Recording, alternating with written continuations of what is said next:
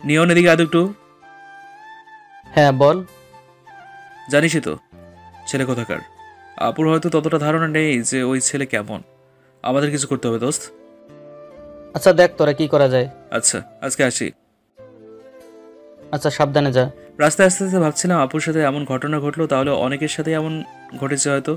ভাবতে ভাবতে হোস্টেলে চলে এলাম। রাতের বেলা হঠাৎ দিনের ঘটনাটা মনে পড়লো। মিম আপু এটা কিভাবে করতে পারলো?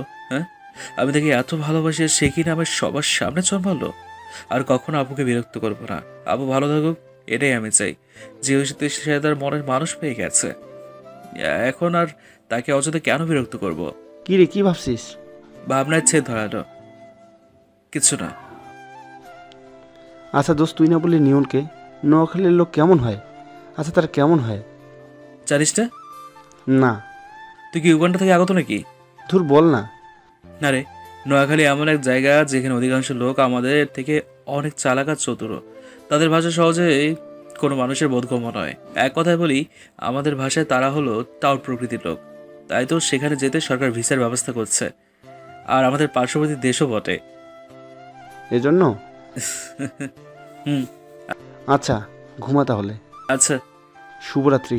শুভরাত্রি। যদিও বা আজকে আমার আর ঘুম আসবে না, তবুও চোখটা বন্ধ করলাম। মিম বাবুর সাথে কাটানোর প্রতিটা মুহূর্তের কথা মনে পড়ছে।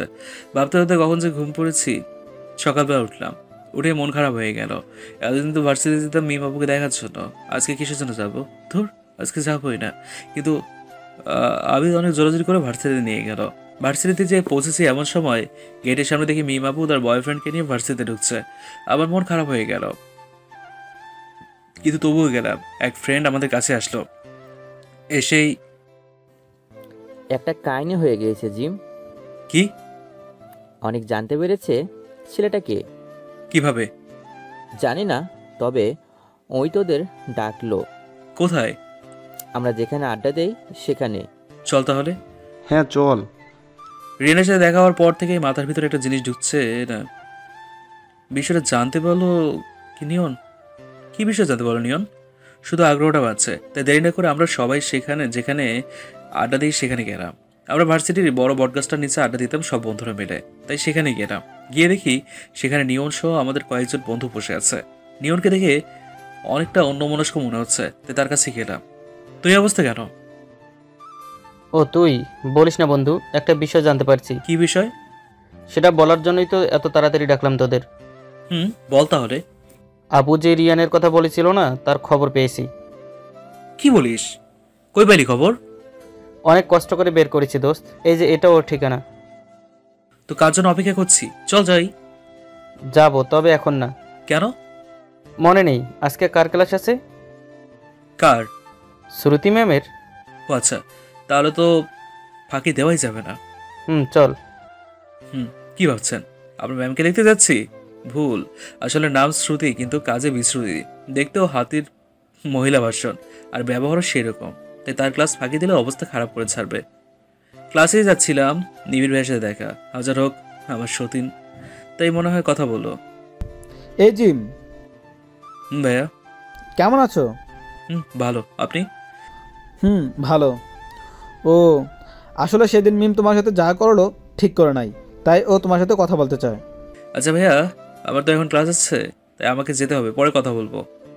আচ্ছা, কিন্তু বলিও ক্লাস শেষে ক্যান্টিনে তোমার জন্য অপেক্ষা করবে। আচ্ছা, আমি আসার চেষ্টা করবো। আচ্ছা। নিবিড় ভাইয়ের আচরণ ভালো লাগলো, তাই ঠিক করলাম যেহেতু মিম আপু ডাকছে তাই ক্লাস শেষ করে দেখা করব। এরপর ক্লাসের দিকে রওনা দিলাম। ক্লাস শুরু হয়ে গেছে। বললাম মহা মুসিবতে। এই ম্যাম শুরু করলো থ্রেট। অনেকক্ষণ দেওয়ার পর ক্লাসে ঢুকতে দিল। ক্লাস শেষ করে বন্ধুদের বললাম, তোরা বাইরে অপেক্ষা কর, আমি একটু আসছি। এই সময় তোর কি কাজ? যা তোরা, আমি যাচ্ছি, শুধু 5টা মিনিট দে। আচ্ছা তাড়াতাড়ি আসিস। আচ্ছা বলেই ক্যান্টিনে গেলাম। দেখি মিম আপু আর নিবিড় ভাইয়া বসে আছে। আমি কাছে গেলাম। আপু ডাকছিলে আমায়? জিম, কেমন আছিস? খুব ভালো। তুই এখনো আমার উপর রেগে আছিস? না, বলো কি বলবা। দেখ, তুই আমার ভাইয়ের মতো। আমার বাবা মা ও তোকে তাদের সন্তানের মতো মনে করে। তার উপর আমি তোর থেকে বড়, তাই তোর উপর হাত তুলেছিলাম। কিন্তু তারপর থেকেই বিশ্বাস কর আমি অনুতপ্ততায় ভুগছি। তাই নিবিড়ের মাধ্যমে তোকে ডাকলাম। আমায় মাফ করে দে বোন হিসেবে। আচ্ছা আপু, কোনো ব্যাপার না, তোমাদের একসাথে ভালো লাগলো দেখি। ধন্যবাদ। তোমাকেও। আচ্ছা আমি গেলাম। কোথায় যাবি? আমি সব কিছু খুলে বললাম। আমার বড় অপুর সাথে প্রেম করা আর বোধহয় হলো না। যাক বাদ দেই। আমার বন্ধুরা আবার আমার জন্য অপেক্ষা করছে, তাদের কাছে গেলাম। সবাই মিলে রিয়ানের বাসায় যাই। তার বাসায় গিয়ে তাকে পাই। তাকে নিয়ে তার বন্ধুদের কাছে যাই, তাদের সবাইকে নিয়ে আসি। ভাবছেন কি হচ্ছে তাই না? দেখতে থাকুন। বলছিলাম না আমার বন্ধুরা সবাই স্থানীয়। হ্যাঁ, আমি আর অপু শুধু বাইরের। আবিদের চাচু রাজনীতির লোক, তাই তার সাহায্য নিয়ে সবাইকে ধরে ফেলি। বেশি বেগ পেতে হয়নি। এরপর তাদের সবাইকে নিয়ে আসি মেঘা আপুদের বাসায়। মেঘা আপু রিয়ানকে দুটো থাপ্পড় মারে। সবাই তার কাছে ক্ষমা চায়। এরপর আমরা সবাইকে পুলিশের হাতে তুলে দেই। এই সব কিছুর প্ল্যান করেছিলাম আমি। যেহেতু আমাদের কাছে প্রমাণ আছে, সেহেতু সহজে ছাড়া পাবে না। মেঘা আপু তাড়াতাড়ি সুস্থ হয়, তাকে আজকেই হসপিটাল থেকে ছেড়ে দেয়। আর আজকেই সবাইকে ধরতে পারায় আপু খুব খুশি। ঝিম, জি আপু। অনেক ধন্যবাদ তোমাকে। আরে এসব দিতে মানা করছিলাম না। দেওয়া জরুরি ছিল তাই দিচ্ছি। মানে? কিছু না। আচ্ছা আপু, আমি গেলাম। আচ্ছা নিজের খেয়াল রেখো। আচ্ছা, বাই। বাই। এরপর আন্টি অনেক জোরাজুরি করে আমাদের খাওয়ালো। খাওয়া দাওয়ার পর হোস্টেলে চলে এলাম। রাতে আবার মিমাবুর কথা মনে পড়লো। সব শেষ ফেবুতে গেলাম। সেখানে আপু আবার স্ট্যাটাস দিয়েছে, in an open relationship with Nibir Hossain. এটা দেখে আরও খারাপ লাগলো। বের হয়ে আসলাম ফেসবুক থেকে। রুমের বাইরে গেলাম। ভাবছি আমার আসা শেষ, আর বড় অপুর সাথে প্রেম করা হলো না। ভাবতে ভাবতেই একটা 8 নম্বর থেকে ফোন এলো। হ্যালো, হ্যালো, কে বলছেন? চিনতে পারোনি? না, কে বলছেন? আরে আমি মেঘা। ও আচ্ছা, মেঘা আপু, তোমার নাম্বার তো সেভ করে নাই। ও আচ্ছা, এখন কেমন আছো আপু? যেমনটা দেখে গেলে ঠিক তেমনই আছি। ও, থাকা ভালো। খাওয়া দাওয়া করলা? কি বলছো? তোমাদের বাসায় খেয়ে আসলাম, পাশেই তো তুমি ছিলে। ইস, মনে ছিল না। মন কোথায় থাকে? মন মনে হয় আবার হারায়ে গেছে। তাই বুঝি? তাহলে এবার ভালো না খারাপের কাছে গেছে? ভালোর কাছেই গেছে। বাহ, বুঝেই ফেলছো। দেখলে তো বুঝবই, তাই না? এতদিন মন হারাই গেল। কি করব বলো, মন যে ভালো মনের মানুষকে পেলে আর আটকানো যায় না। ও আচ্ছা, তো হুম, কে সে? বোঝার সময় এলে ঠিক সে বুঝবে। মানে? কিছু না, বাই। কেটে দিল। আজব তো, কি যে বলে গেল কিছুই বুঝলাম না। যাই, অনেক রাত হয়েছে, ঘুমোতে হবে। সারাদিন অনেক ধকল গেছে। সকালবেলা ফ্রেশ হচ্ছিলাম, দেখি নিমনের ফোন। হ্যাঁ বল, কি দোস্ত, একটা কাজ করতে পারবি? কাজ? মেঘা আপুকে একটু কলেজে নিয়ে যাবি? আসলে আমিই নিয়ে যেতাম, কিন্তু আমার একটা কাজ আছে, তাই যদি তুই নিয়ে যাইতি। আচ্ছা আমি নিয়ে যাবো এখন। ধন্যবাদ দোস্ত। শালা। হ্যাঁ। আরে আসিস। আচ্ছা। এরপর গেলাম মেঘা আপুদের বাসায়। যে দেখি আপু আগে থেকে তৈরি হয়ে আছে, তাই আপুকে নিয়ে কলেজের দিকে রওনা হলাম। মেঘা আপুকে নিয়ে ভার্সিটিতে এলাম। সারা রাস্তায় আপু আমার দিকে সরে আসছিল। নিজের ভেতর কেমন যেন একটা কিছু কাজ করছে, তাই তাড়াতাড়ি ভাড়া মিটিয়ে কলেজের দিকে গেলাম। আপু পেছন থেকে অনেকবার ডাকলো, আমি না শোনার ভার করে গেলাম। ক্লাসে ঢুকলাম। এদিকে ক্লাস চলছে, আর ওদিকে আমি ভাবছি কি হচ্ছে আমার সাথে। মেঘা আপুকে আমার প্রেমে পড়ে গেল? না না না, এটা কিভাবে সম্ভব? আমার মাথায় কিছু ঢুকছে না। কি যে হচ্ছে। একদিক থেকে মনে হচ্ছে যে যাক, আমার আশা পূরণ হবে, আর অন্য দিক থেকে মনে হচ্ছে না, আবার শুধু ফ্রেন্ডলি ব্যবহার করছে আমার সাথে। বা এ নিয়ে চিন্তায় মনে হয় পাগল হয়ে যাব আমি। কিন্তু কথা আছে না আমার কিছু কলেজের বন্ধু, তারা থাকতে এত তাড়াতাড়ি পাগল হই কিভাবে? কি ব্যাপার দোস্ত, কিসের এত ভাবনা তোমার? আরে না, কিছু না। না না, কিছু তো আছে। আমাদের কাছেও লুকাবি? দোস্ত, আমাদের মনে হয় প্রেমে পড়েছে। তুই বেশি বুঝিস না। আমায় তো বুঝতেই হবে রে। ভাই তুই বুঝতে থাক, আমি গেলাম। কই যাস? আগে ট্রিট দে তো। কিসের জন্য? সেটা পরে বুঝতে পারবি, আগে ট্রিট দে। আমি ভাবতাম যে এই ব্যাটারা আমার অবস্থা না বুঝলেও তুই সারাক্ষণ আমার সাথে থাকিস, তুই আমার ব্যাপারটা বুঝবি। এখন তো দেখি তুইও আমার পকেট খালি করার উপরে লেগে আছিস। অত শত কথা বাদ দে, এখন বল দিবি কি না? আরে ভাই বলবি তো যে কি জন্য ট্রিট চাচ্ছিস? বন্ধুর কাছ থেকে ট্রিট চাচ্ছি, সেখানে তুই কারণ খুঁজছিস?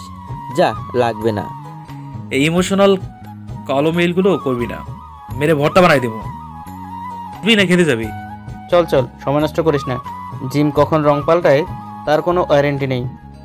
ওই শালা চুপ থাক। আচ্ছা দুলা ভাই। বাহ বাহ, ভালো, চল।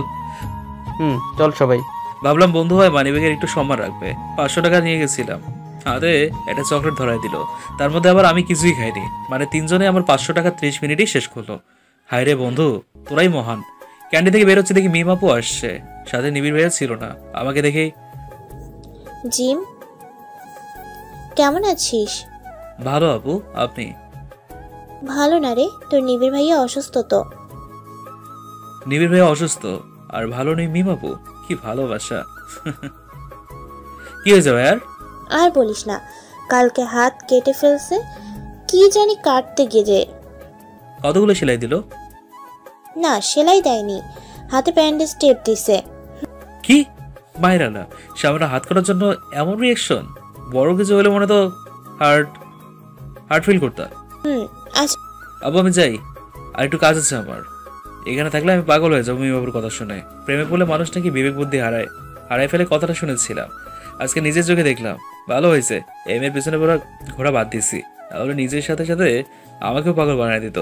যা। বলেই কেটে বললাম, যাক বাবা বাঁচলাম। গেট দিয়ে বেরোচ্ছিলাম, সাথে আছে অপু। এমন সময় পেছন থেকে মেঘা আপুর ডাক। এই জিম, জি আপু বলো। তোমার সাথে কিছু কথা আছে। বলো। অপু একটু সামনে যাও তো। অপু সামনে যাওয়ার সাথে সাথে আমার শার্টের কলার ধরলো। এই ক্যান্টিনের সামনে যে মেয়ের সাথে কথা বললা সে কে? মিম আপু। তার নাম যে মিম তা আমি জানি, এবং এও জানি সে আমাদের থেকে সিনিয়র, কিন্তু তার সাথে কথা বলবে কেন তুমি? আরে মিম আপু আমার আপু হয়, আমার বাবার বন্ধুর মেয়ে। আমরা ছোট থেকে একসাথে বড় হয়েছি। আগের কথা বাদ, এখন থেকে কোনো মেয়ের সাথে কথা বলবা না, ঠিক আছে? দাঁড়াও, কেন শুনবো তোমার কথা? কারণ আমি বলছি তাই শুনবা। আর যদি না শুনি? তাহলে তোমায় ছুরি দিয়ে কেটে তোমার টুকরোগুলো পানিতে ফালাই দেব। বলেই চলে গেল। আর হ্যাঁ, আমায় কিছু বলার সুযোগ না দিয়েই। মেঘা আপুর এই রূপ দেখে আমি সত্যিই শিহরিত। মাথা কাজ করছে না। হোস্টেলে চলে এলাম আর ভাবনায় শুধুই মেঘা আপু। তাহলে কি সত্যি আপু আমায় ভালোবাসলো? না, এসব কিছু অন্য কিছু দেখতে হবে। রাতে ফেসবুকে ছিলাম, মেঘা আপুর ফোন। এই যে স্যার, কি করছেন? কথা বলছি। কার সাথে? মিম আপুর সাথে। কি, তোমায় না বারণ করছিলাম? তুমি বারণ করার কে? আমি কে? কালকে তোকে দেখাবো আমি। বারণ করার কে? শুধু ভার্সিটি আই কালকে, তারপর তোকে দেখাবো। আচ্ছা, বলার আগে ফোনটা কেটে গেল। যাক বাবা, মনে হয় খুব রাগ করেছে। এখন আমার মাথায় একটা বুদ্ধি এসছে, আপুর কাছ থেকে সত্যিটা বের করার। সকালে মেঘা আপু ভার্সিটি যেয়ে আমায় খোঁজ করতে লাগলো। আমায় পেলো বট গাছের নিচে, মিম আপুর সাথে কথা বলার সময়। শুধু দেখলাম চোখ মুছলো, এরপর চলে গেল। তার আগে রাতে অপুর মাধ্যমে মেঘা আপুকে জানাই দিই যে আমি মিম আপুকে ভালোবাসি, আর তাকে কালকে সে কথাই বলবো। আর এই প্ল্যানে মিম আপু আমার সাথে থাকে। তাই যখন মেঘা আপু এসেছিল তখন আমরা একে অন্যের হাত ধরেছিলাম। যাক, প্ল্যানটা কাজে দিয়েছে। আপু কান্না করেছে, এটাই তার প্রমাণ। ওই এখনকার জন্য অপেক্ষা করছিস, যা মেঘার কাছে। থ্যাংক ইউ আপু। হইছে, এখন যা। আচ্ছা, পরে সব জানাস। কেন আপনাকে জানাবো? বলে চলে আসতেছি। মেঘা আপুকে খুঁজতে লাগলাম, পেলাম কলেজের পুকুর পাড়ে। এখানে আর একটা নিরিবিলি। আপুর কাছে গেলাম, ঘুরে দেখলো কিন্তু কথা বললো না। হ্যালো আপু। কি? না কিছু না, ভালো আছো? অনেক ভালো। ও, কথাটা কিভাবে যে শুরু করি? আচ্ছা আপু, তুমি কি আমাকে ভালোবাসো? তোমাকে ভালোবাসতে আমার বউয়েই গেছে। ও, এটাই জানা ছিল। যাক, আবার মিমাবুর পেছনে লেগে থাকি, একদিন একদিন তো পড়বেই। আর এক পা বাড়ালে তোর পা ভেঙে দিব। এমা, কেন? ওই তুই বুঝিস না যে আমি তোকে কতটা ভালোবাসি? তুই যেদিন আমায় রক্ত দিলি সেদিনই আমার তোকে ভালো লেগেছিল। তারপর যখন রিয়ানকে আমার কারণে নিয়ে এলি সেদিনে তোকে ভালোবেসে ফেলি। এতদিন তোকে বোঝার চেষ্টা করলাম, আর তুই বুঝলি না আমি তোকে কতটা ভালোবাসি। এসব নাটক ছিল? কি? নাটক ছিল। আজকে তোকে আমি সত্যি মেরে ফেলবো শয়তান। দিলাম এক দৌড়, শেষ পর্যন্ত কিনা এমন বউ পেলাম। হ্যাঁ, মেঘা আপু দৌড়ানি খেয়ে কোনো মতে বাঁচলাম। তবে একটা জিনিস জানলাম তো, যে মেঘা আপু আমায় ভালোবাসে। যাক, সিনিয়র আপুর সাথে শেষ পর্যন্ত প্রেম হয়েই গেল। এখন ভালোবাসা চলবে উড়াধুরা, কিন্তু কিছু তো একটা দিয়ে শুরু করতে হবে নাকি? তাই ফুল খুঁজতে থাকলাম, কিন্তু আমাদের ভার্সিটিতে এত প্রেমিক প্রেমিকা আছে যাদের কারণে সব ফুল আগেই শেষ হয়ে গেছে। তাই কি করা যায় ভাবতে লাগলাম। মেঘা আপু তার বান্ধবীদের সাথে বসে আছে, দেখে মনে হচ্ছে অনেক খুশি আছে। চাই আর দেরি না করি। আমার সামনে দেখেই রেগে আগুন, চোখমুখ লাল করে ফেলেছে। চা, কি করলাম আমি আবার? তার বান্ধবীগুলো হাসাহাসি করছে। ও বুঝলাম, সব নষ্টের গোড়া তাহলে এরাই। হ্যাঁ, মনে মনে ভাবছি রিলেশনটা শুরু হোক, তারপর তোমাদের দেখে নেবো আপুলো। তারা সবাই চলে গেল। আপু উঠে এলো আমার কাছে। ওই হাতে কি তোমার? কদু। কদু দিয়ে কি করবে? তোমাদের প্রপোজ করা হয়নি, ভাবলাম রাগ করে আছো, প্রপোজ করলে রাগও ভেঙে যাবে, আবার রিলেশনও শুরু হবে। কুত্তা তাই বলে কদু? দুনিয়াতে আর কিছু পেলি না? কদু দিয়ে কেউ প্রপোজ করে? আরে বলো না, গেলাম ফুল নিতে, কিন্তু নাই, সব শেষ করে দিয়েছে হারামির বাচ্চাগুলো। পরে দেখি সেখানে কদু অনেকগুলো, মনে হয় কদুর গাছ লাগাইছে ভার্সিটির বাগানে। তাই ভাবলাম যখন গোলাপ নেই তখন এই কদু ব্যবহার করি। তাই তোমার জন্য কষ্ট করে কাটা তার টপকে এই কদু নিয়ে এসেছি। কদু তাই না? দাও, কদু দাও। আজকে যদি কদু তোমার মাথায় ভাঙতে না পারছি, তাহলে আমার নামও মেঘা নয়। এত রাগ করো কেন? হ্যাঁ, আমি তো ভালো জিনিসই আনছি, এটা বাসায় নিয়ে যে রান্না করে খেতে পারবে। তোর কদু তুই নিয়ে যা, লাগবে না তোর প্রপোজ করতে। তুই তোর কদু নিয়ে থাক, আমি গেলাম। ওই শোনা, কই যাও? কদুটা তো অন্তত নিয়ে যাও। ধুর, এত কষ্ট করে কদুটা নিয়ে আসলাম আর না নিয়ে চলে গেল। যেই লাউ সেই কদু হইল। যাই, এটা তো কোনো কাজে লাগতে হবে না, তাই বিক্রি করে দেই, সাথে কিছু আয়ও হবে, কি বলেন? কদু 20 টাকা দিয়ে বিক্রি করলাম, তারপর বন্ধুদের কাছে আসলাম। কি মামা, কই থেকে আসলি? কদু বিক্রি করতে গেছিলাম। হ্যাঁ, কোষ কি, কই পাইলি কদু? কদুর ব্যবসা শুরু করলি নাকি? আরে না সালা বাবু, আসলে না, এদের বলা যাবে না, সালারা পচাবে এখন আমায়। আসলে হয়েছে কি, তার আগেই মেঘাপুর আগমন। আমি বলছি, কি হয়েছে? তুমি কেন বলতে যাবা? আমি বলছি তো। থাক, আপনাকে কষ্ট করতে হবে না, আমিই বলছি। তোমাদের এই উগান্ডিয়ান বন্ধু আমায় কদু দিয়ে প্রপোজ করতে গেছিল, আর কিছু পাইনি নাকি এই জন্য সেই কদু আবার বিক্রি করে আসলো। একে একটু বুঝাও আর একটু সামলাই রাখিও, কখন যে আমার পিটুন খাবে। কদু নিয়ে আমার বান্ধবীদের সামনে আমাকে প্রপোজ করতে গেছে, আমার সম্মানের 12টা বাজায় দিছে, তার উপর কদু নিয়ে দাঁত বের করে হাসতে ধরছিল। একে তোমরা আগে সামলাও, তারপর আমি। এই যে নিজের সম্মান গেছে দেখে আমার সম্মানেরও ফালতু বানায় দিল। কি? কদু দিয়ে প্রপোজ? কি আইডিয়া দোস্ত, এসব আইডিয়া কই থেকে আসে তোর মাথায়? আরে বাহ দুলা ভাই বাহ, তুই তো ইতিহাস রচনা করবি। কদু দিয়ে প্রপোজ করে, এসব বুদ্ধি আসে কোথায় থেকে তোর মাথায়? আসলে কি বলছিস মামা, কথা কি সত্য? কদু দিয়ে প্রপোজ? তোকে নোবেল দেওয়া উচিত, সাথে একটা অস্কারও। তুই তো কিংবদন্তি, আইডিয়াটা পাইলি কই? বল বল। হয়েছে কি? আরে বল বল, লজ্জা পাস না, বল। ব্যাটার বলতে দিচ্ছিস কই? বলার আগেই তো কথা বলছিস, কি বলবো তাহলে? বলার তো সময় দিবি। তোমরা শোনো এর কাহিনী, আমি গেলাম। যদি আবার এরকম করে তাহলে ভত্তা বানাই দিব। আর গেলাম। আচ্ছা পূজা, জিম তুই বল। এরপর পুরো কাহিনী তাদেরকে ফিল্মি স্টাইলে বললাম, কিন্তু সব শোনার পরে সালারা হাসতে লাগলো। কিচ্ছু করার নেই, মানুষের উন্নতি দেখে চোখে দেখতে পারে না মানুষ, সবাই হিংসে করে। এরপর কোথা থেকে যেন আমার একটা গোলাপ ফুল এনে দিল। যা দুলা ভাই, আমার বোনটাকে পটাই আয়। আই লাভ ইউ শালা বাবু। আরে যা, আগে মেঘা আপু রেগে আছে। আচ্ছা, এরপর মেঘা আপুকে গিয়ে প্রপোজ করলাম। কি আপনি করলাম জানতে চেয়ে সময় নষ্ট করবেন না, সেখানেও ভুল করেছি তো, তাই তবে মাফ করে দিছে আমায়। এরপর তার হাত ধরে বন্ধুদের সামনে আসি। শোন জিম, আমার বোনের যদি কোনো সমস্যা হয় তাহলে কিন্তু ছাড়বো না তোকে, আর বাকি সব আমি দেখবো। শুধু তোরা খুশি থাক। দেখতে থাক, তুই তো বড়, দুলাভাই করে ডাকবি, নাম ধরে ডাকবি না। যা ভাগ। আমাদের রিলেশন শুরু হলো। বড় অপুর সাথে প্রেম করার শখ তো অনেক আগেই পূরণ হয়েছে, এখন বিয়েটাও হবে। আজ আমাদের বিয়ে। 5 বছর রিলেশন করার পর আজ আমাদের বিয়ে। পরিবার রাজি করানোর দায়িত্ব নিয়েছিল নিয়ন, আবিদ আর অপু। আমারও ভালো জায়গায় চাকরি হয়, তাই সবাই রাজি। আর সব থেকে বেশি যার জন্য আজ বিয়ে হচ্ছে সেটা হলো মেঘা। আমার জন্য সে এতদিন অপেক্ষা করছে, তাই আজকে বিয়েটা সম্ভব হচ্ছে। আমি অনেক খুশি আজ। তবে এর মধ্যেও অনেক ঘটনা আছে।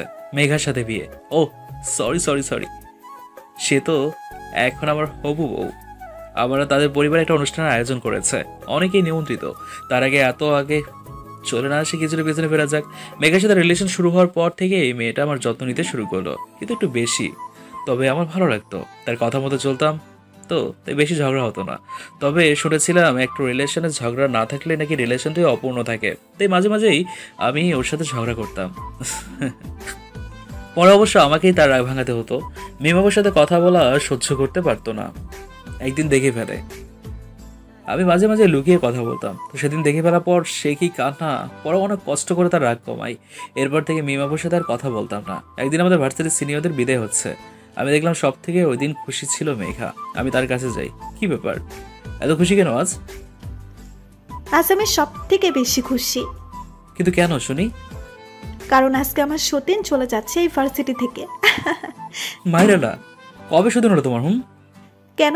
তোমাকে বলতে হবে কেন? না, এমনি বললাম আর কি। কেন বলার প্রয়োজন নেই বুঝি? না, তোমাকে শোনার কোনো দরকার নেই।